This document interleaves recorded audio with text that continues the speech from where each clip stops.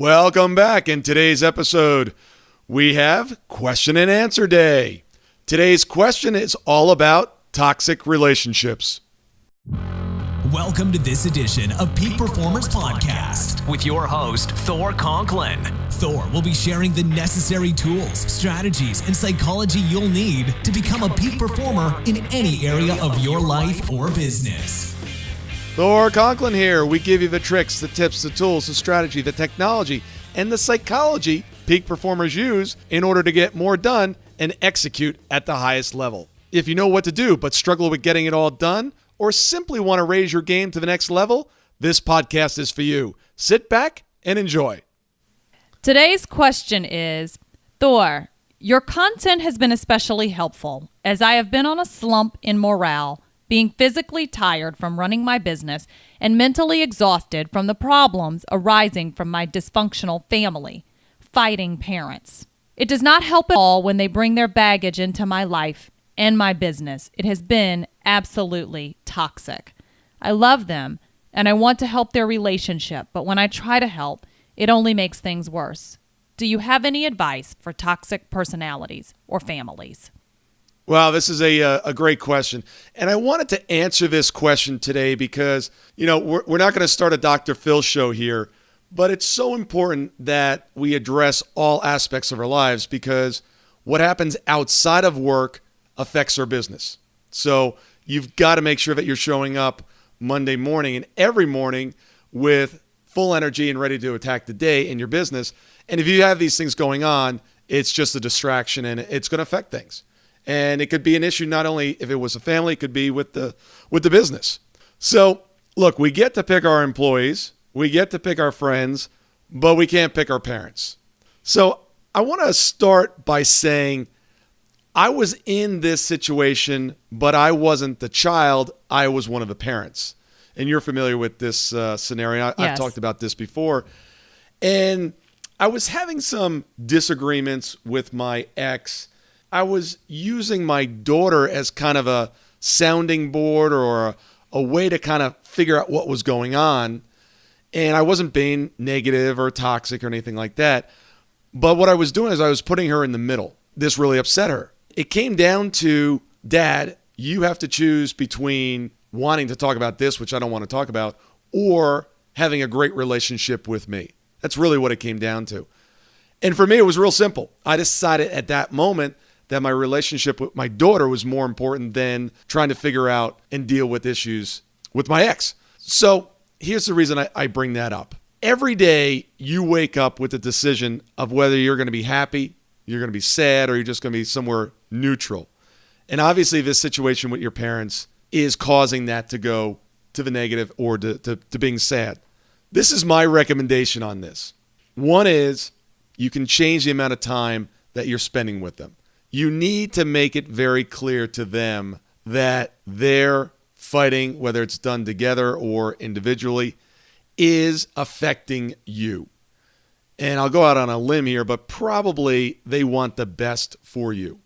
And you need to have a conversation with them that whatever's going on with them is affecting you and you don't want to be around that. Just like if I was cleaning the kitchen and I wanted to really take a good job and sterilize the floor, what would I use? Bleach, right? A great chemical to attack and clean the floor. But if I stayed in the same room with that bleach and it was closed off, what would happen? I would become ill. Sure. So you need to sometimes leave the room. Leave that situation where it is. And you can't spend a lot of time there. Otherwise, it's going to affect you. And it is. So here's my advice. Number one, have that conversation. Tell them that you love them. You want the very best for them. You're not their marriage counselor. You can't be the person in the middle. You're not going to take sides. And you want to spend time with them talking about good things. And if they continue to want to talk about each other and whatever's going on, you just need to remove yourself from that situation and spend a lot less time. Maybe you're going to be there for Christmas or Hanukkah or Thanksgiving or the major holidays, but other than that, really just reduce your time. Let's face it. Look, if you had an employee and this was the case, what would you do? Get rid of them, remove them. So you just need to limit the amount of time.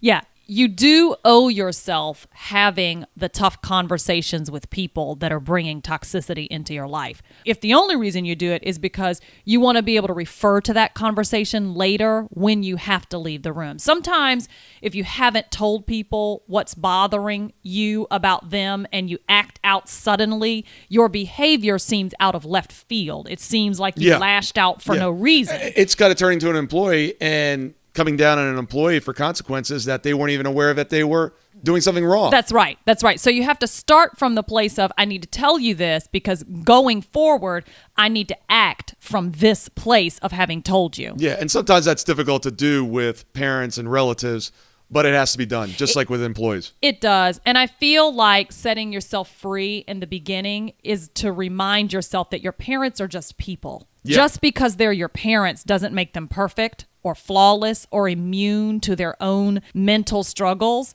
And once you realize they're just people, then go to them in a conversation from that place. Yeah, from a loving standpoint. And the other thing is, and whether it's parents or even two individuals, if you try to intervene into a situation where they don't want your intervention, so true.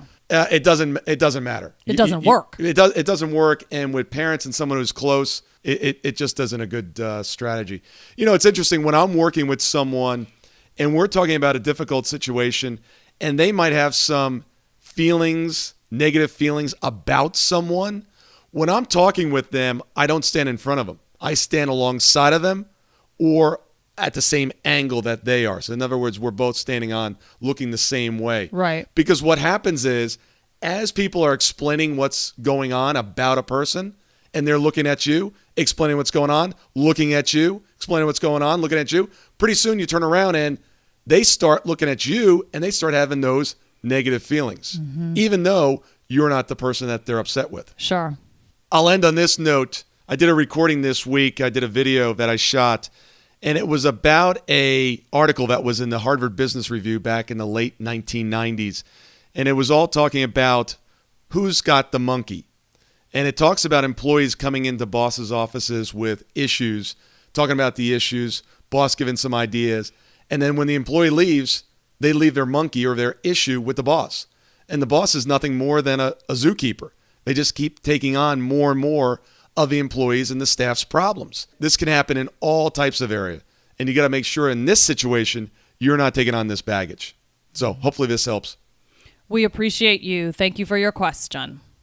Thank you so much for listening today. I really do appreciate your time, and I hope you found today's show valuable. If you would like to receive these shows automatically to your phone or to your computer, simply go to iTunes and subscribe. After listening to several of the shows, if you're so inclined, please leave us a 5-star rating, as this helps us reach additional people and spread the message. If you're truly committed to taking your life to the next level and doing whatever it takes to become a peak performer, but something's holding you back, something is blocking your way, and you just can't seem to figure out what it is, send me an email to info@thorconklin.com, and I'd be more than happy to get on the phone with you. We'll schedule a 15-minute discovery call. No obligation, no cost. I absolutely love to hear from the listeners, and if there's something I can do to help, I'd be more than happy to do that. Also, if you found something of great interest in today's show and you want to share that with your friends and family, simply go to my Facebook page, Thor Conklin, click on the episode, hit the share button, and share it on your page. You can follow me at Twitter at Thor Conklin. The website is thorconklin.com. We're constantly adding new free resources, discussing additional tricks, tips, tools, and strategies on how to be a peak performer. Remember, I try to keep these episodes short so you can listen to them during dot time, doing other things, commuting, driving, walking, working out. Decide to be a peak performer in all that you do. And until tomorrow, have an absolutely amazing day.